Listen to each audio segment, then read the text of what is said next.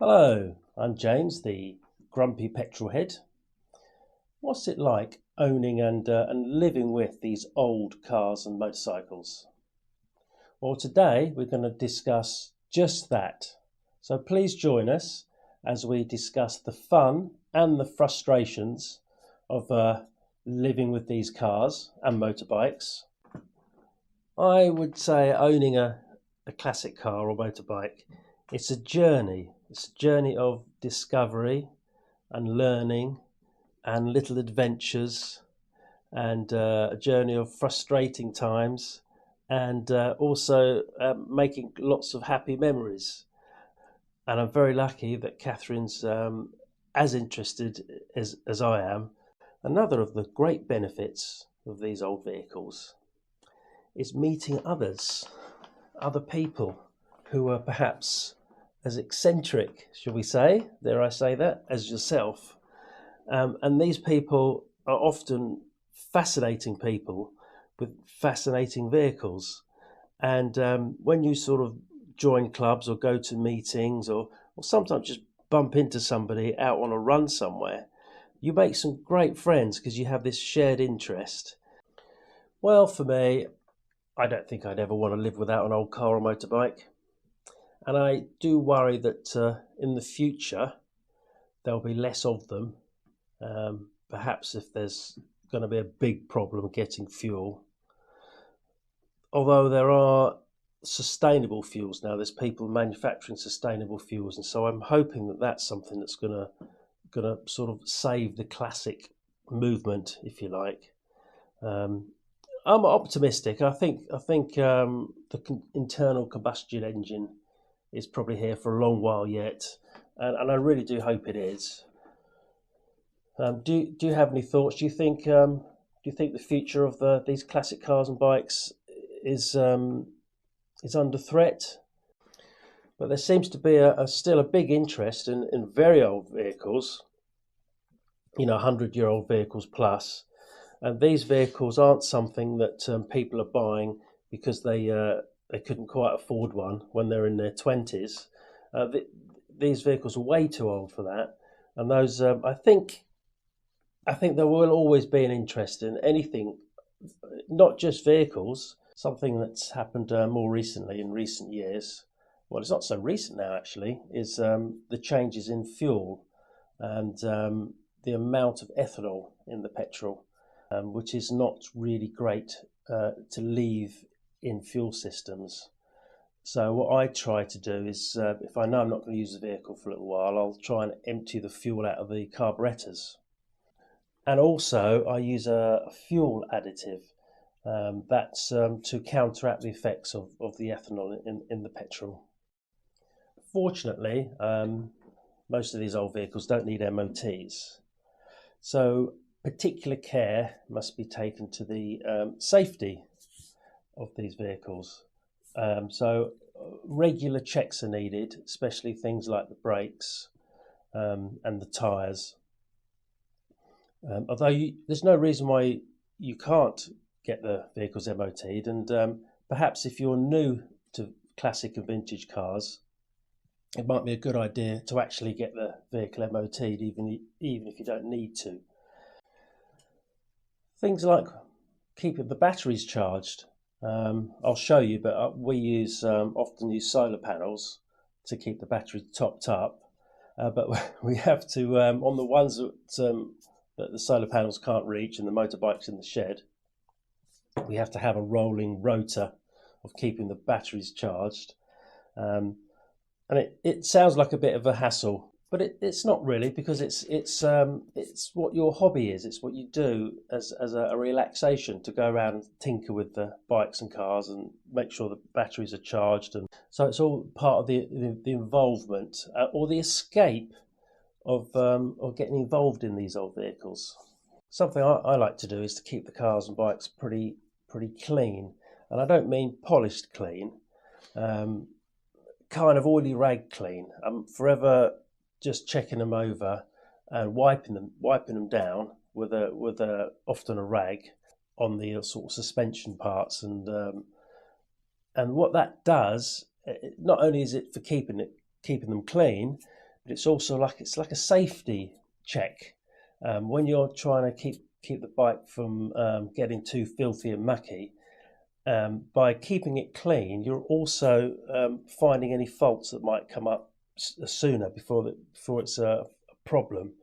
So so keeping the vehicles clean is also a safety exercise.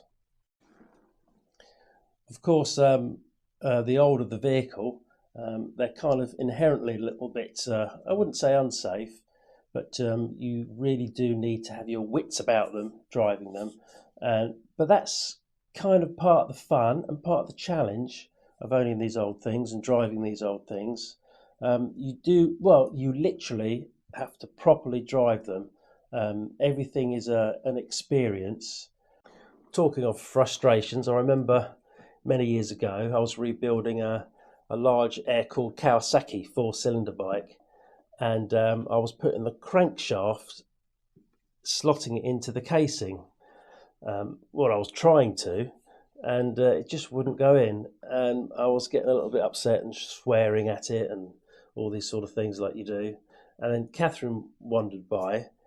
What's all the noise about? And I said, well, this crankshaft won't fit in the cases. It's driving me mad. I said, just leave me alone. I'll figure it out. And she's on her way out. She said, well, why don't you put the crankcase on the bench and put the case on top of the crank? See if that works. What difference is that going to make? That's not going to make any difference at all. Just leave me alone. So off she went. I put the crankshaft on the table. The cases plop went straight on. I have had friends with modern vehicles who just don't really understand why we do this, and they question, well, you're always faffing about with them, you're always tinkering with them, they're always trying to fix something. Why don't you just buy a modern vehicle and you won't have all this hassle? But it isn't hassle. The tinkering and the maintenance is a big part of owning the vehicles, and for me it's one of the most pleasurable parts of owning the vehicle. To while away the hours fixing something or servicing something, most of the time it's really it's therapeutic. A question I get asked a lot, having a small collection of vehicles, is what's my favourite? And I never really know how to answer that. I don't actually have a favourite. Perhaps the question, if it was rephrased, if you could only keep one, which one would it be? Even then, I'm not not sure I could answer that question, because I'd give a different answer every week. Do you have a collection of old cars and bikes? Do you get asked this question? And do you have a definitive answer? Your favourite? I don't know. I think the nearest analogy I could put is if you have children and someone says, which is your favourite? It's just a question you can't really answer. Or I can't anyway. I'm guessing most of the people watching this already own a classic or vintage vehicle. But why not share your thoughts on it? Please put in the comments what it is that you find frustrating or fun, and why you own an old car or bike. Some of my friends don't understand it, and sometimes I don't think I'm best equipped to try and explain it to them. Or perhaps if you're thinking about buying an old car or motorbike and you're watching this, why don't you let us know your thoughts or thoughts of trepidation, shall we say, or what's stopping you from going ahead? Be great to hear from you. Overall, despite the problems of parts you can't get and things you can't figure out how they work, or things you might get wrong, and the stupid things that we all do occasionally, which makes a simple job more complicated. Overall, all of that it's It outweighs all the frustrations. Well, once again, I'd like to thank everybody for watching, and everybody that's subscribed. Thank you so much, and thank you again for all the fantastic comments that we get. It's really appreciated. And if for some very unfathomable reason you have enjoyed watching this, please stick around. There's going to be more of me making a fool of myself, perhaps trying to fix things.